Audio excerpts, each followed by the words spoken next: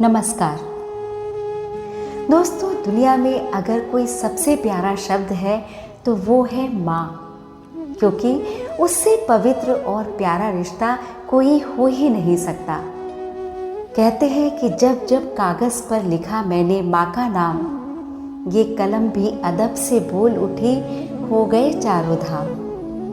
एक औरत की जिंदगी के साथ जब माँ शब्द जुड़ जाता है तो वो अपनी सारी जिम्मेदारियां जो उसके खुद के लिए होती हैं वो भी भूल जाती है।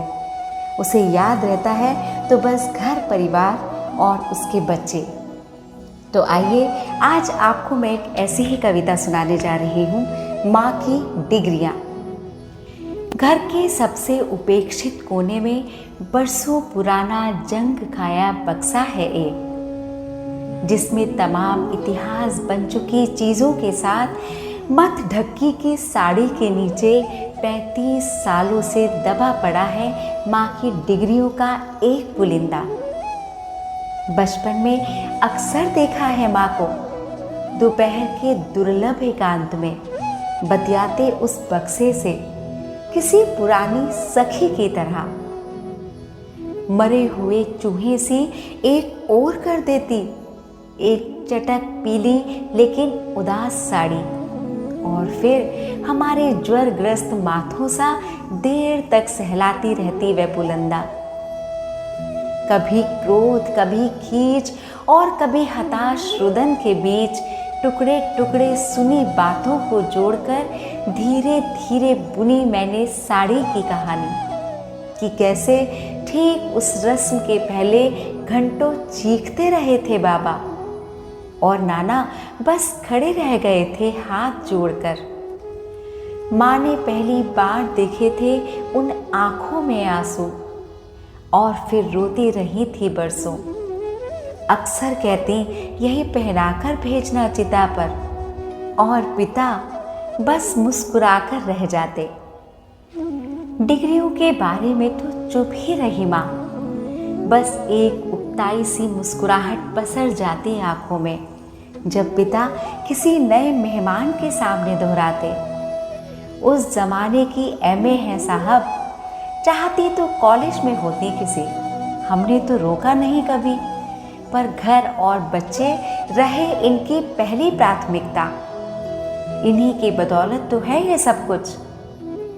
बहुत बाद में बताया नानी ने कि सिर्फ कई रातों की नींद नहीं थी उनकी कीमत, अनेक छोटी बड़ी लड़ाइयाँ दफन थी उन पुराने कागजों में। 8वीं के बाद नहीं था आसपास कोई स्कूल, और पूरा गांव एकजुट था शहर भेजे जाने के खिलाफ। उनके दादा ने तो त्याग ही दिया था अन्न जल, पर निरक्षर नानी अड़ गई थी चट्टान सी, और झुकना पड़ा था नाना को पहली बार।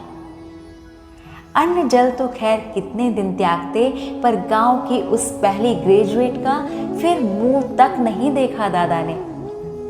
डिग्रियों से याद आया ननिहाल की बैठक में टंगा वह धूल धूसरित चित्र, जिसमें काली टोपी लगाए लंबे से चोगे में बेटन सी थामे हुई डिग्री माँ जैसी शक्लो सूरत वाली एक लड़की मुस्कुराती रहती है।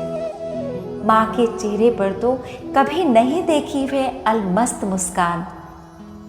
कॉलेज के चहचहाते लेक्चर थिएटर में तमाम हम उम्रों के बीच कैसी लगती होगी वह लड़की।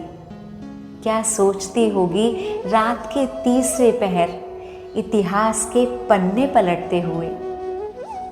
क्या उसके आने के भी ठीक पहले तक कॉलेज की चार दीवारी पर बैठा कोई करता होगा उसका इंतजार। क्या उसकी किताबों में भी कोई रख जाता होगा सपनों का महकता गुलाब।